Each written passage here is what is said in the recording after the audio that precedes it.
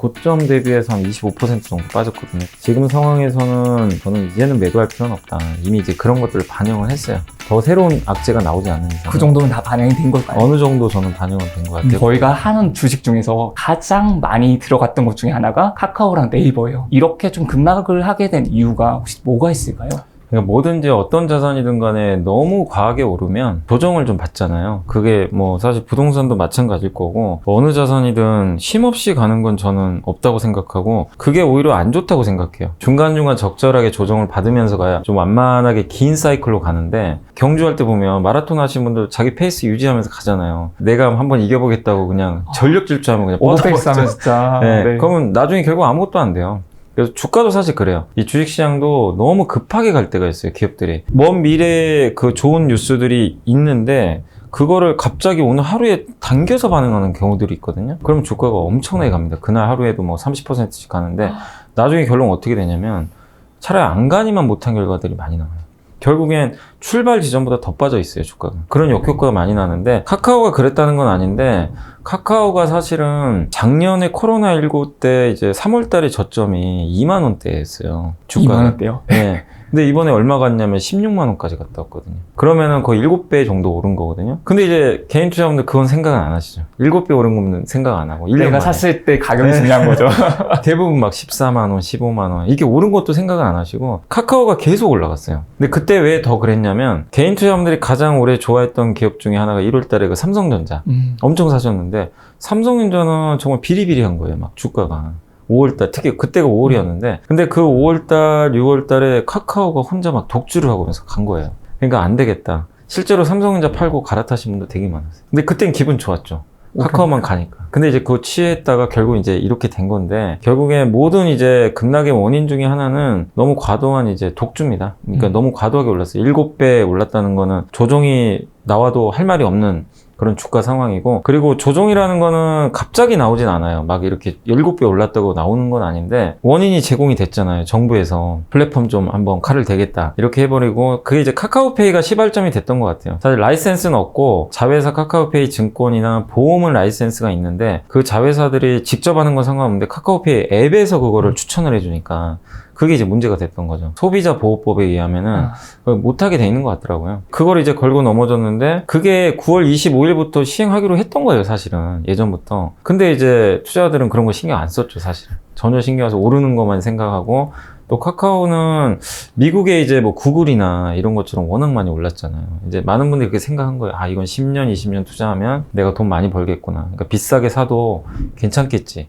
이 마인드로 다들 많이 이제 공부 안 하시고 사신 분도 되게 많았어요. 전 그 마인드가 진짜 궁금했거든요. 네. 이렇게 좀 좋은 기업들, 망하지 않을 것 같은 기업은 지금이 가장 싼 가격이다. 어차피 나중에 되면 오르니까 지금이라도 무조건 해야 된다. 그러니까 되게 라고 하신 분 저도 많더라고요. 맞아요. 네. 그 말씀을 전 잘해주신 게 개인 투자분들이 그 특히 미국 주식 하신 분들이 그런 걸 많이 하시는 게, 왜냐면 미국은 진짜 그랬어요. 근데 한국 주식 시장은 좀 달라요. 생리가 다릅니다. 미국처럼 그냥 무한정 가는 시장이 아니에요. 되게 좀 답답하기도 해요. 그 이유가 사실 여러 가지가 있는데 결국 이번에도 그렇잖아요. 지금 정부에서 카카오가 독주를 하기 시작하니까 칼을 대버린 거거든요. 이 카카오가 싫어서가 아니라 결국엔 카카오가 그 김범수 의장도 이제 뭐 상생 펀드 조성하겠다고 언급을 했지만 이 플랫폼 기업을 보실 때 주가가 한도 끝도 없이 올라가는 이유가 계속 잠식해요. 이거 먹고 저거 먹고 자기가 다 해요. 근데 그거를 할 수밖에 없는 게, 그러니까 소비자들이 선택지가 없어요. 그냥 카카오를 써야 돼요. 워낙 독점이니까. 플랫폼에 소비자가 있지만 이 옆에는 플랫폼에 그 비즈니스를 공급하는 사업자도 있어요. 이걸 건들면 안 됐는데 카카오 건드려 버린 거죠. 뭐냐, 꽃배달 서비스 같은 거. 그 소상공인 건든 거죠. 그러니까 이건 좀 심한 거 아니냐. 왜냐면 카카오가 좀 자중했어야 되는 게, 왜 네이버 사례를 연구를 안 했는지 모르겠어요. 네이버도 예전에 꽃배달 하려다가 철퇴 맞았어요. 부동산 이제 하시지만 옛날에 기억하시겠지만 네이버가 부동산 그 검색 유료화 하려다가 철퇴 맞아 버렸잖아요. 그래가지고 한바탕 난리가 났었어요. 4, 5년 된 것 같아요. 그래서 네이버는 그 몇 년 전에 한번 당해가지고 이제 안 해요, 그런 거를. 본인들 알기 때문에. 카카오도 그걸 좀 알고 있었을 때는 좀 아쉬웠던 게 너무 뭐 모빌리티 같은 건 사실은 좀 그런 게 저도 카카오 택시를 많이 쓰니까 소비자도 편하긴 하잖아요. 그래서 사실 미국 같은 데도 플랫폼 규제를 되게 심하기는 하는데 이번에 페이스북이 소송해서 이겼어요. 그러니까 법원에서 뭐라고 했냐면 미국은 소비자한테 피해를 줬냐 이거예요. 소비자는 편한 거 아니냐. 그러니까 그 뭐 광고나 이런 것 때문에 소비자가 피해를 봤으면 증거를 가져오라는 거예요. 검찰한테. 그래서 어쨌든 페이스북이 이겼는데 근데 이제 하나를 더 봐야 되는 거는 사업자, 이 소상공인도 보호를 해야 된다는 거죠. 그게 있는데 이번에 꽃배달 서비스니 뭐 여러 가지 사업들이 있잖아요. 이 카카오 플랫폼을 이용 그런 것들이 이제 소상공인하고 좀 마찰이 있을 수 있다 보니까 이제 너무 나가지 마라. 이게 정치권에서 걸고 넘어지는데 또 공교롭게 내년 3월이 또 대선도 있잖아요. 네. 그 당연히 대선 주자도 신경 안 쓸 수가 없거든요. 소상공인 살려야죠. 네, 그러니까요. 네. 그래서 이게 분위기가 그때부터 여론이 악화되고 주주분들 중에도 그런 분도 계세요. 카카오 좀 너무한 거 아니냐. 그런 분도 계시더라고요. 왜냐하면 계열사가 158개예요. 그러니까 우리나라의 1등, 그러니까 계열사 제일 많은 회사가 SK고요. 네. 2등이 카카오예요. 너무 많죠. 그 정도 되는 줄 몰랐어요. 근데 이것도 너무 많은데, 근데 뭐, 많을 수도 있지만, 자꾸 너무 이제 대기업이 할 수 있는 비즈니스 위주로 하면 좋은데, 너무 이제 작은 것까지 다 해보려고 하니까, 그게 문제가 됐고, 또 한 가지가 뭐냐면, 저는 사실 올해, 방송 보신 분들 아시겠지만, 올해 6월, 7월 달에 카카오가 좀 올라갈 때, 네이버는 주가가 안 갔거든요. 그때는. 저는 사실 그때부터 네이버 쪽으로 좀 교체하는 게 맞는 것 같다. 왜 말씀 많이 들었냐면, 물론 제가 얘기하고도 주가 많이 올라갔어요. 카카오가. 근데 우리나라에는 지주사라는 게 있잖아요. 그러니까 뭐 SK도 있고 LG도 있고 이 회사들은 이제 자회사 상장시켜서 그대로 유지하는 하나의 컨트롤 타워 같은 회사인데 카카오가 예전에는 자기 혼자만 딱 상장을 하고 있었는데 올해 카카오 게임즈가 상장을 했어요. 자회사. 그리고 카카오 뱅크가 상장을 합니다.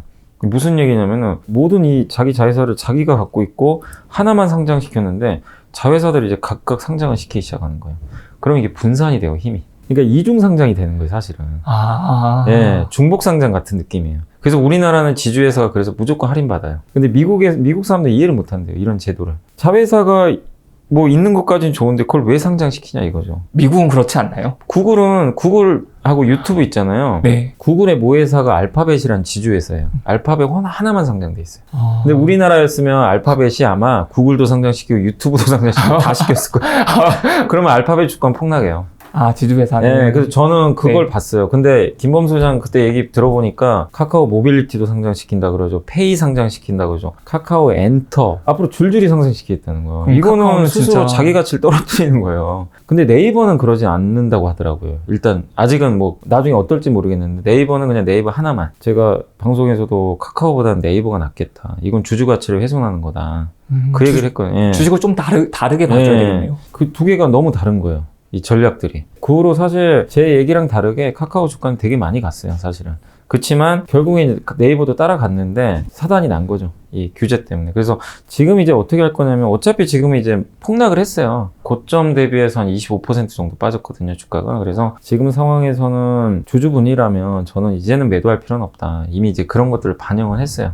주가 이제 악재라는 건 그래요. 반영하면 끝나요. 더 새로운 악재가 나오지 않는 이상. 그 정도면 다 반영이 된 걸까요? 어느 정도 저는 반영은 된 것 같아요. 근데 올라간다고 생각하시면 안 돼요. 주가는 아마 옆으로 갈 가능성이 굉장히 높아요. 횡보하는. 예. 네. 여기서 올라가려면 플랫폼 규제를 뛰어넘는 뭔가를 해줘야 돼요. 이 카카오가 자체적으로 이 규제 이슈를 뚫을 수 있는 뭔가 성장 동력을 하나 내놓든가 해외 비즈니스 사업을 좀 더 확장을 하든가 해외로 나가면 뭐 크게 리스크는 없는 거잖아요. 국내 규제 안 받으니까 그런 거라든가 아니면 정부가 규제를 좀 완화해 주든지 이런 게 안 보이면 주가는 그냥 옆으로 갈 수밖에 없어요. 그럼 지금 카카오에 물리신 분들도 있을 텐데 네. 이분들은 물타기를 하면 되는 건 저는 아니겠네요. 개인적으로 반대입니다. 그래서 저는 여전히 네이버를 오히려 더 선호를 하고 있고 그리고 여전히 카카오 좀 불편할 수도 있겠지만 주주분들이 좀 계속 얘기를 하세요. 저는 그게 맞다고 생각한 게 뭐냐면 자꾸 자회사 상장하면 카카오 주주들한테 안 좋다니까요. 할인받아요. 진짜로. 그래서 그런 것들을 회사에 강력하게 좀 요구도 하시고 우리나라 아까 제가 미국 증시 말씀드렸죠. 네. 미국이 왜 이렇게 계속 올라가냐면 첫째가 미국 개인들의 자산의 대부분이 주식에 있어요. 한국하고 달라요. 한국 부동산이 많잖아요. 네. 미국은 대부분이 주식입니다. 주식시장이 망가지면 미국 소비가 망가져요. 그 트럼프 아시잖아요. 트럼프가 맨날 회의할 때 칠판에 다우지수 그려놓고 내 목표 여기야. 다우지수 무조건 올라야 돼. 법인세 깎아주고. 그 이유가 그런 거거든요. 연준 의장이 나와가지고 막 갑자기 징징대면은 달래줘요. 지수 이제 폭락하면 안 되니까. 너무 주식에 이게 그런 게 있고, 그리고 기업이 무조건 주주 가치를 우선해야 돼요. 법 제도도 그렇게 돼 있어요. 근데 우리나라는 아시겠지만 부동산은 그동안 이제 이렇게 많이 성장했지만 주식은 이제 1년 됐어요. 이렇게 관심 받아본 지가. 2019년도 말에 주식 투자 인구가 300만 밖에 안 됐어요. 근데 지금 몇 만이면 1000만. 3배가 넘게 들어. 네, 그러니까 그 전까지만 해도요. 주식에 관심도 없었고, 그리고 주식하는 사람을 이상하게 쳐다봤어요.